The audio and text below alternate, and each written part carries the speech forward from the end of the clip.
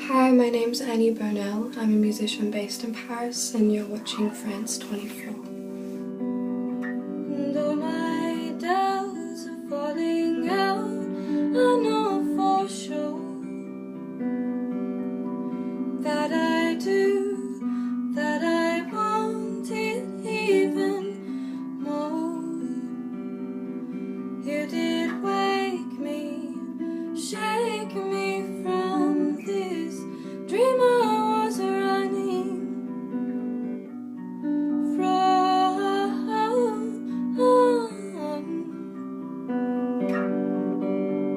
That was the sound of Australian musician Annie Burnell giving us a more intimate performance during lockdown.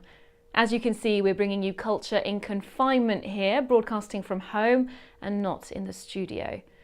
Well, for those of us who were still hopeful that music festivals and other live events might be getting started this summer, those hopes have just been dashed. President Macron has announced that cultural events with large audiences will not be taking place here in France until mid-July at the earliest, meaning that Avignon's International Theatre Festival is off. That's just one in a wave of cancellations. Let's take a look. Avignon Festival would have celebrated its 73rd birthday this year, but it's not going to happen.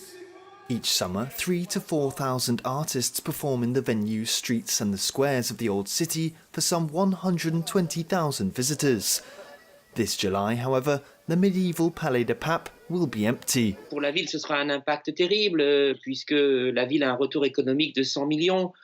Donc on sait qu'une personne sur 4 à Avignon vit du festival. C'est considérable. Since Emmanuel Macron announced that the ban on public gatherings would be extended until the 11th of July, festivals have been falling like flies. In total, it's a letdown for more than 1.5 million people. 150,000 usually attend Francophonie in La Rochelle. Plutôt triste.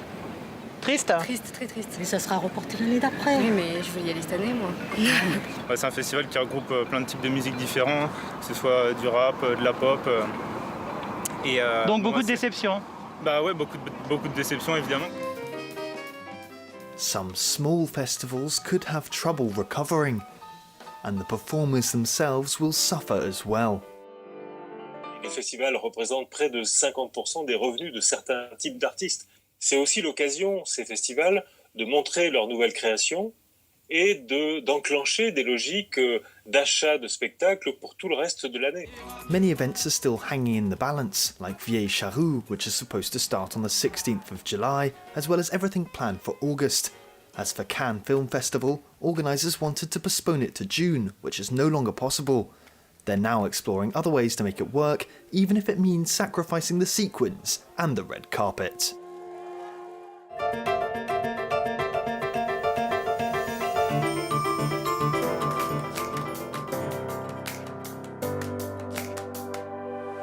Some of the biggest names in music and entertainment are coming together for a historic virtual music festival.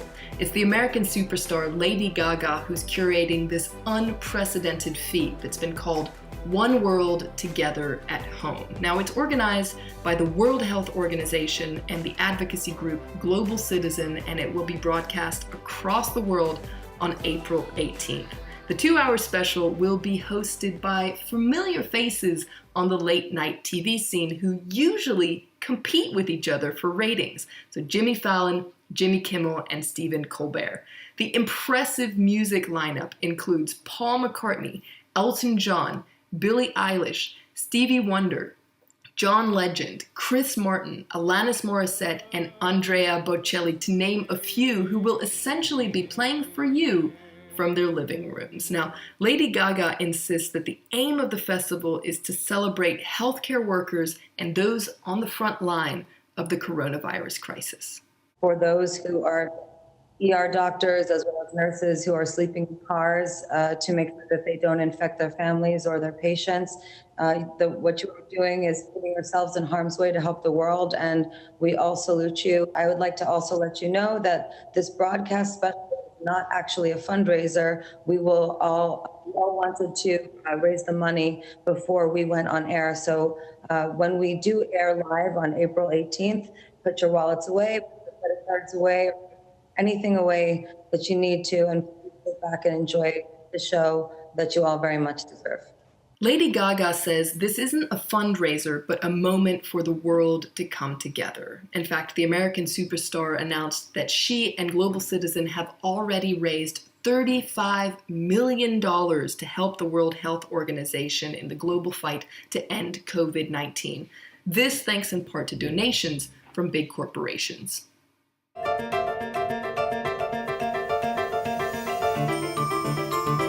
If you're looking for escapism or intellectual stimulation, then it's likely you have a solution sitting on a shelf at home somewhere in the form of a book. But the publishing industry thrives on live events, book tours, festivals, and the bricks and mortar of independent bookshops. And with events like Hay on Wye in the UK and the Sydney Writers' Festival cancelled, as well as the Livre Paris Book Fair here in France, promoting those titles has got a lot more complicated. Author Damien Barr ordinarily hosts his literary salon at the Savoy Hotel in London. This month, that was an entirely virtual affair. Hi everybody, it's me. I'm just about to start hosting the Lit Salon Live, and I thought I'd show you my drink. Oh, that's delicious.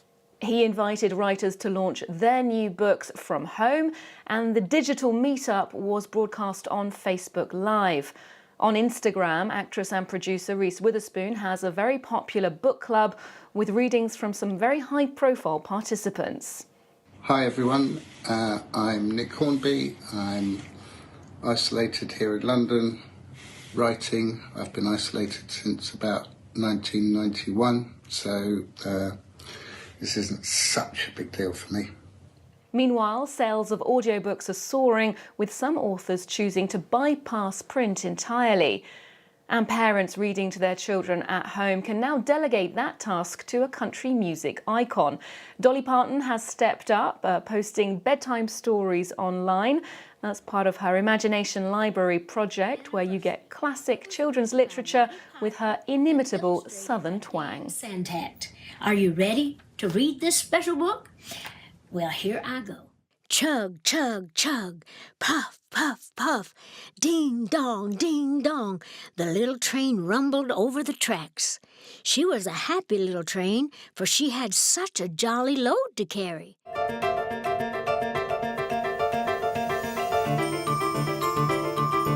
The Cinémathèque Française has been collecting and protecting films from all over the world since 1936, along with cool artifacts of filmmaking. They're making all sorts of cinematic pleasures and treasures available for free long distance. Now, why spend a fortune on film school if you can hear some of the best teachers around? The amazing Anya Svarda, for example, died a year ago, but her masterclass is available on the Cinémathèque site, along with their brand new VOD platform, Henri, H-E-N-R-I, named in honor of Cinémathèque founder Henri Langlois. And the films you'll find there are free. Now, Remy the Rat wants to share a recipe with you for, what else? Ratatouille.